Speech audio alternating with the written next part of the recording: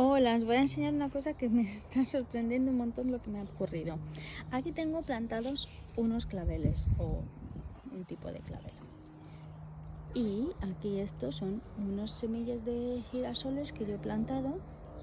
Pues no han salido girasoles, han salido una especie de clavel girasol. Es muy extraño.